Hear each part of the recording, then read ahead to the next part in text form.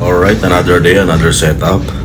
Ang setup po natin ito ay medyo malakihan. So ang LED wall natin dito ay merong center stage, dalawang side, panggitna at saka sa dulo dalawa rin. So ang size natin doon sa LED wall na yun ay 6x9 sa bandang dulo.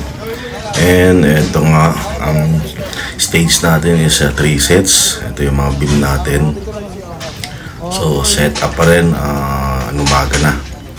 Ang setup na to eh mamayang gabi pa yung event, pero sinet up na natin ng early. Eh kinulang pa rin. Pagka ganitong kalaking event, kailangan eh yung setup mo is 1 day before the event, okay ka na. Pero itong kalsada kasi eh, hindi pwedeng isarang ganon. So meron din tayong roofing dito tsaka trusses. Ang gagawin na lang namin dyan para tinaas ang bigla eh maglalagay na lang kami ng button na trusses back and front para mabilis ang pagkabit ng ating mga lights. So yan, paikot-ikot lang tayo dyan.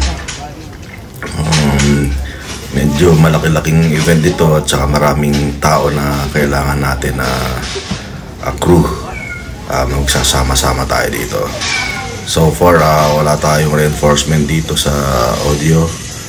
Lights, tayo lahat yan. Thank you sa reinforce ng stage yan. Stage and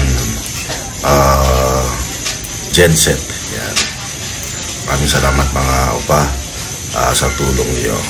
So, mamaya ito, may delay din kaming NXL44 doon sa dulo. Left and right din sa likod. Para yung side fill, sa side fill tayo dyan eh.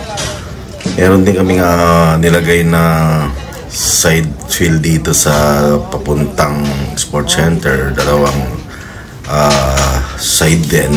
So, left and right. Meron doon ang kinabit ko isa for per side na BTX. Ang house namin dito is TT Plus Audio GTX 10 saka GTX 29 na sound. Ay grabe. Saka yung mga pang side fill ko dyan is puro RCF NXL44 saka ARC8004AS na subwoofer. Yan. So kung napapansin nyo eh talagang maraming gamit. Part lang ito ng video na isa pa lang. Gagawa pa tayo ng ibang video para sa ibang equipment. So ayan, tinatayo pa lang yung house. Thank you.